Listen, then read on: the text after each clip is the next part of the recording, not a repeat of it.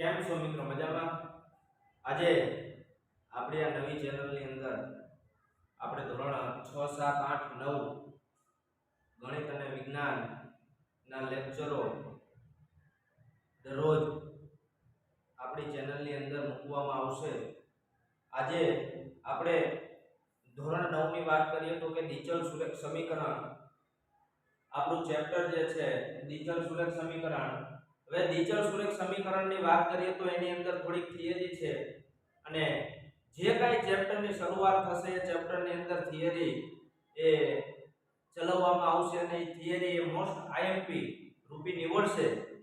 એ theory આવડશે તો આગળના જે દાખલાઓ એ ચેપ્ટરના હશે તે બધા જ ચેપ્ટરના ટૂંકમાં જે ચેપ્ટરની થિયરી હશે એ જ ચેપ્ટરના દાખલાઓ એ આપણને ઈઝી પડશે. એટલા માટે દરેક મિત્રોને વિનંતી કે જે આ થિયરી જે છે એ થિયરી એ બધાએ પાકી કરી લેવી અને લખી પણ લેવી, જેથી કરી અને જે દાખલાઓ ગણવાના થશે ત્યારે એ આપણને દાખલા એ સરળતા રૂપી આપણે ગણી શકશું.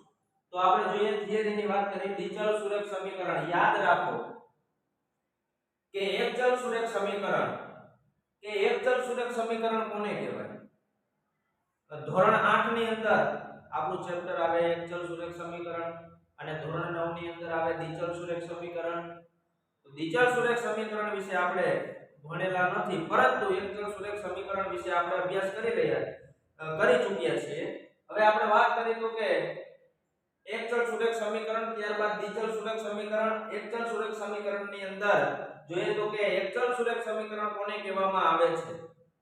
તો કે જે સમીકરણની અંદર જે સમીકરણમાં એક જ ચલ હોય તેને એકચલ-સુરેખ સમીકરણ કહેવામાં આવે છે. અથવા તો જે સમીકરણમાં એક જ ચલ હોય અને ઘાતાંકની વાત કરી તો કે ઘાતાંક પણ એક હોય તો તેને એકચલ-સુરેખ સમીકરણ કહેવામાં આવે છે. એકચલ-સુરેખ સમીકરણનું પ્રમાણિત સ્વરૂપ નીચે મુજબ આપેલું છે: x + b = c. એકચલ-સુરેખ સમીકરણનું પ્રમાણિત સ્વરૂપ છે કે જ્યાં abc જે છે એ અચળાંકો છે અને a ≠ 0 છે. કે જ્યાં આ એકચલ-સુરેખ સમીકરણ જે છે એકચલ-સુરેખ સમીકરણ કોઈ પણ એકચલ-સુરેખ સમીકરણનું ઉદાહરણ આપેલું હોય, એક્ઝામ્પલ આપેલું હોય તો એ એક્ઝામ્પલની અંદર તમને જ્યાં a દેખાય જે છે ટૂંકમાં પ્રમાણિત સ્વરૂપ ax + b = c, તો અહીંયા એવું કહેવામાં આવ્યું છે કે a, b અને c એ બધા અચળાંકો છે. અચળાંકો એટલે કે 1, 2, 3, 4 કોઈ પણ વાસ્તવિક, બધી વાસ્તવિક સંખ્યાઓ જે છે એ વાસ્તવિક સંખ્યાઓ એટલે બધા અચળાંકો છે. 1, 2, 3, 4, 5 અનંત સુધી આ બધા અચળાંકો છે. અને મૂળાક્ષરોની વાત કરીએ તો કે ABCD ના તમામે તમામ અક્ષરો ABCD અથવા XYZ કોઈ પણ ABCD ના એ મૂળાક્ષરો હોય બધા જ ને ટૂંકમાં મૂળાક્ષરો જે છે ABCD આ બધા જ મૂળાક્ષરો જે છે એને ટૂંકમાં ચલ કહેવામાં આવે છે. અને અચળાંકોની વાત કરીએ તો કે 1, 2, 3, 4, 5, 6, 7 અનંત સુધી.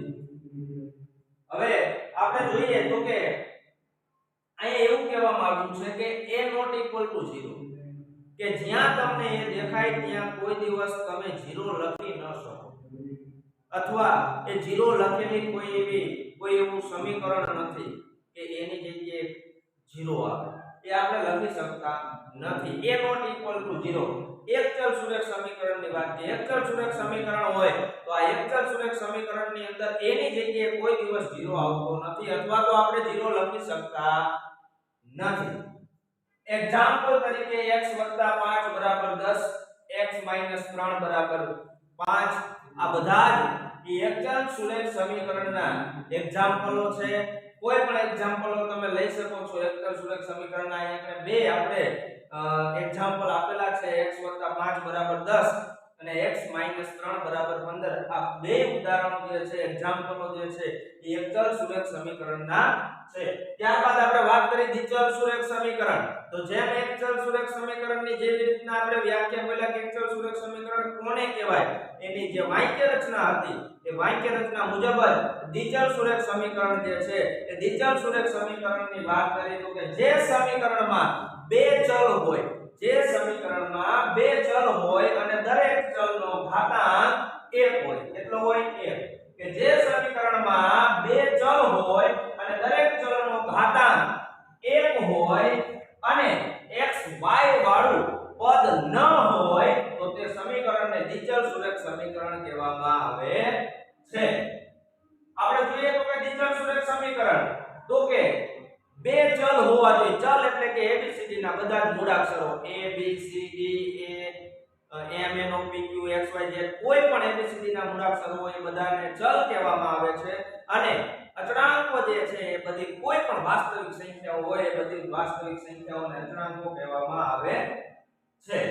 ત્યારબાદ આપણે વાત કરીએ તો કે જે સમીકરણમાં બે ચલ હોય અને દરેક ચલના ઘાતાંક 1 હોય અને xy વાળું પદ ન હોય એટલે કે x અને y વાળું બે પદ ભેગું ન હોવું જોઈએ, ગુણાકારના સ્વરૂપમાં ન હોવું જોઈએ, તો તેને દ્વિચલ-સુરેખ સમીકરણ કહેવામાં આવે છે. બે પદ x વાળું અને y વાળું બે પદ ગુણાકારના સ્વરૂપમાં ન હોવું જોઈએ એટલે કે ભેગું ન હોવું જોઈએ. વચ્ચે એ વત્તાની નિશાની હોય અથવા તો પ્લસની કે માઈનસની કોઈ પણ નિશાની હોય તો એ ચાલે, પરંતુ એ ગુણાકારની નિશાની અથવા ગુણાકાર વાળું પદ ન હોવું જોઈએ.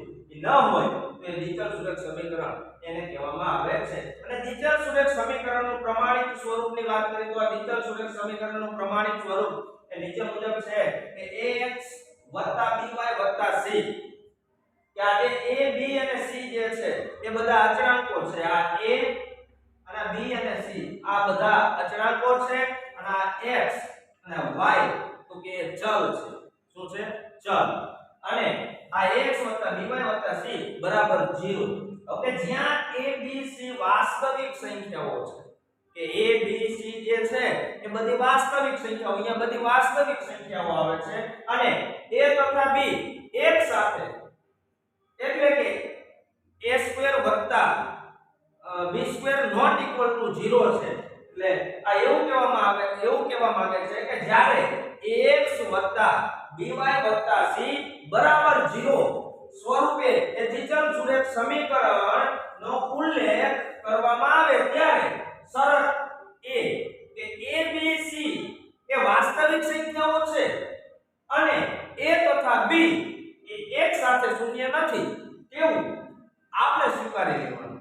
તેમ આપણે સ્વીકારી લેશું કે a અને b એક સાથે કોઈ દિવસ a ની જગ્યાએ અને b ની જગ્યાએ એક સાથે કોઈ દિવસ 0 ન આવે. હા, a ની જગ્યાએ 0 હોય અને b ની જગ્યાએ કોઈ પણ વાસ્તવિક સંખ્યા હોય તો એ દ્વિચલ-સુરેખ સમીકરણ ને કહેવામાં આવે, પરંતુ એક સાથે a અને b આ એક સાથે બંનેની જગ્યાએ શૂન્ય આવે ત્યારે દ્વિચલ-સુરેખ સમીકરણ એને કહેવામાં ન આવે અને એ એક સાથે શૂન્ય નથી તેમ આપણે ઉલ્લેખ કરવાનો છે. એક્ઝામ્પલ તરીકે જોઈએ દ્વિચલ-સુરેખ સમીકરણના ઉદાહરણો નીચે આપેલા છે.